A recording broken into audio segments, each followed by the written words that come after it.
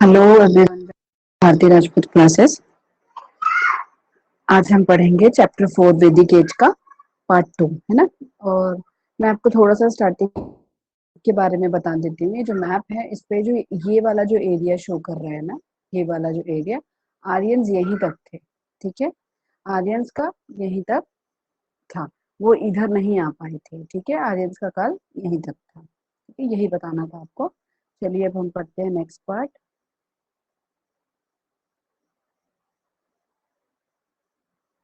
मैंने आपको राजा के बारे में बता दिया था, वॉर के बारे में भी हो गया था। आई थिंक वन लाइन में भी छूट गई थी। Raja would occasionally get gifts like milk, ghee, cows, wheat, jewels et cetera from.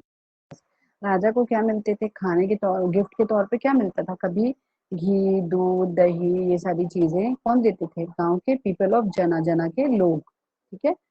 वो out of this one part would be kept by the raja, और इसमें से क्या होता था कि एक हिस्सा, one part would be kept by the raja, एक हिस्सा राजा रखता था, और जो बचे हुए पार्ट्स थे वो कौन डिस्ट्रीब्यूट कर देते? उसको लोगों में डिस्ट्रीब्यूशन कर दिया जाता था, मतलब जो आम लोग थे उन पर डिस्ट्रीब्यूट कर दिया जाता था। God goddesses and Yojana. Now next है God goddess and Yojana.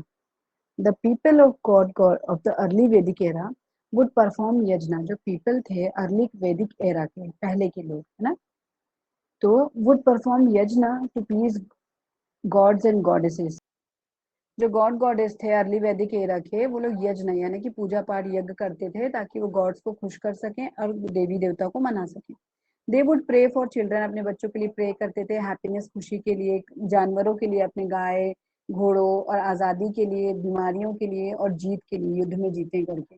There main god gods were Indra. उनका जो मेन गॉड था वो इंद्र था, यानी कि जो वर्षा के देवता हम बोलते हैं ना, इंद्रदेव। अग्नि यानी कि आग, Agnidev, Varun, Suryadev, sun. They would offer milk, curd, ghee, barley et cetera, ये सारी चीजें वो अपनी पूजा में यूज करते थे, वैदिक सूक्त बोल के अपने भगवान को देते थे।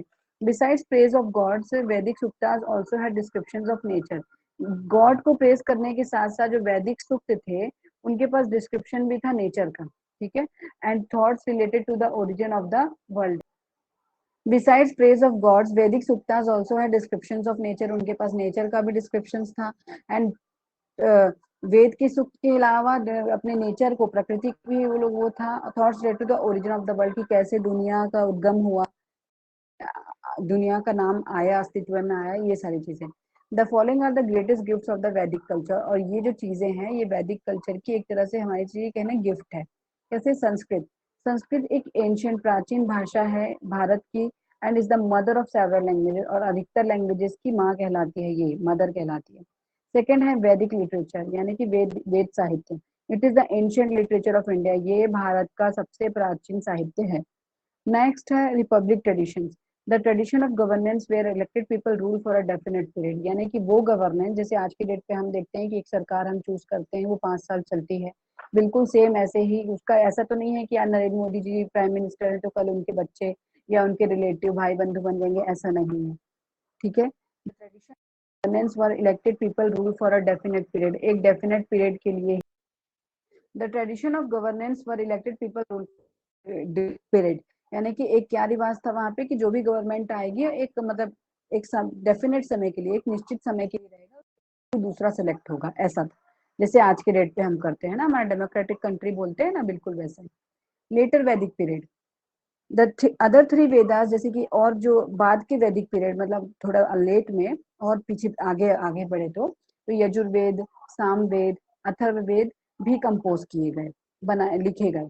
इस पीरियड में वैदिक culture spread from the Sindhu, वैदिक कल्चर जो थे वो सिंधु से लेके सरस्वती रीजन तक, और गैगनेटिक नॉर्थन में गंगा गंगा गैगनेटिक प्लेन्स, मतलब जो गंगा साइड पे प्लेन्स थे उधर तक फैले, ठीक है।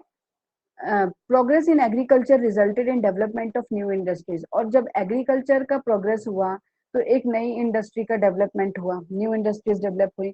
With this new states came into existence and developed, और इससे नए स्टेट्स का जन्म हुआ, नई चीजें डेवलप हुई और नए शहर बनने लगे, ठीक है। जैसे कि अब आपको पढ़ते हैं हम आगे। नेक्स्ट है हमारा जनपद।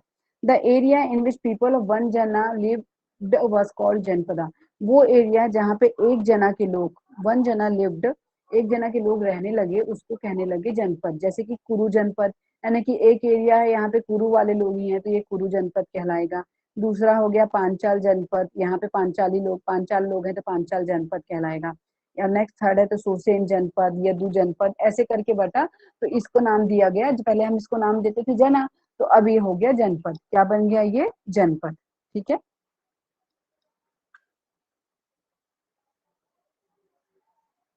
अब जैसे कि आप इस मैप में देख रहे हैं ये जनपद है, ठीक है, ये जनपद है, ये इंडस नदी है, ये मदरा, मत्स्य, सारी नदियां हैं, ठीक है, चंबल, ये सारी नदियों के नाम है, ठीक है, इसके नगर के। और ये जो जगह दिख रहा है जैसे कि the region where the Aryans have settled down the janapada areas, तो जहां पे ऐसे आपको गोल गोल के एरियाज दिख रहे हैं वहां पे कौन सेटल हुआ था? ये जो ग्रे शेडेड दिख रहा है ना, ये वाला एरिया दिख रहा है मैप में, जो ये एरिया दिखेगा वहां पे जनपद बने थे। और जहाँ पे ऐसा एरिया दिखेगा वो एक्सटर्नल बाउंड्रीज है, यानी कि इंडिया के बाहर की बाउंड्रीज है, इंटरनेशनल बाउंड्रीज हो गई ना, मतलब इंडिया के बाहर की हो गई। और the region where the Aryans, तो जहाँ पे आर्यन सेटल हुए थे वहां की लाइन को शेडेड करके दिखाया गया है, ये लाइन शेडेड है। और यहाँ पे कौन थे? यहाँ जनपदास बने थे, जनपद। ये भी आर्यंस थे बट यहाँ पे जनपद भी था। ठीक है। Development in agriculture and material prosperity. In the later period, agriculture prospered. Later Vedic period में agriculture बढ़ने लगा. Farmers were able to grow surplus amount of cereals. अच्छी मात्रा में cereals उगाने लगे, जैसे कि राइस, चावल, wheat, oil seeds, pulses, दाल वगैरह, ये सारी चीजें उगाने लगे। ऐसे सीड्स उगाने लगे जिससे तेल निकलता था। Materialistic prosperity was seen in the later वैदिक पीरियड, मतलब मटेरियलिस्टिक प्रोस्पेरिटी यानी कि चीजों को ज्यादा महत्व देने लगे थे, मटेरियल्स पे, मतलब अपनी जो रूट था वो भूल रहे थे। देवर क्राफ्ट्समैन मेकिंग न्यू ऑर्नामेंट्स, वहां पे कलाकार थे जो नए नए ऑर्नामेंट्स यानी कि गहने, लेदर आइटम्स बनाते थे, वुडन के आर्टिकल्स बनाते थे, मतलब लकड़ियों के सामान, और भी बहुत सारी चीजें। Different metals specially iron began to be use, और एक अलग तरीके का मेटल इस यूज में आया जिसको हम कहते लगे आयरन, जिसको वो लोग बोले आयरन, जो कि यूज में आने लगा। दे कॉल्ड ना कृष्णा और ब्लैक मेटल। ठीक है, वो उसको क्या बोलने लगे? कृष्णा या तो ब्लैक मेटल, यानी कि कृष्णा यानी काला, है ना, सांवला, तो ब्लैक मेटल नाम देने लगे उसको। We get this information from the Vedic literature, और ये इंफॉर्मेशन हमको कहाँ मिलती है? ये इंफॉर्मेशन हमको कहाँ से मिलती है? ये इंफॉर्मेशन हमको वैदिक साहित्य से मिलती है।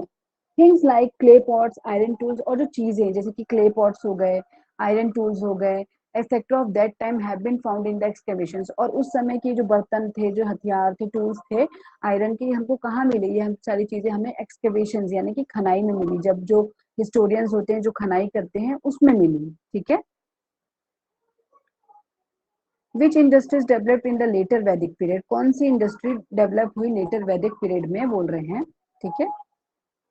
तो सोसाइटी इन द लेटर वैदिक period there was joint family system, later वैदिक पीरियड में यानी कि वैदिक साहित्य का जो आखिरी टाइम था, लास्ट लास्ट में, उसमें पूरा जॉइंट फैमिली का सिस्टम आ गया था। सारे भाई बंधु, फैमिली जनरेशन एक साथ रहते थे। They used to live together in a family. It was headed by the senior, जो most member senior male member होता था वो उनका लीडर होता था, हेड होते थे। ही वॉज कॉल्ड गृहपति, और उनका नाम होता था गृहपति। और हर कोई उनकी बात मानता था, एवरी वन वुड ओबे हिम, हर कोई उनकी बात मानता था। According to the Vedic literature, a man's life was divided into 4 stages. और वैदिक लिटरेचर के हिसाब से एक आदमी का लाइफ किसके हिसाब से डिवाइडेड था? 4 स्टेजेस में डिवाइडेड था, 4 आश्रम के स्टेजेस में डिवाइडेड था।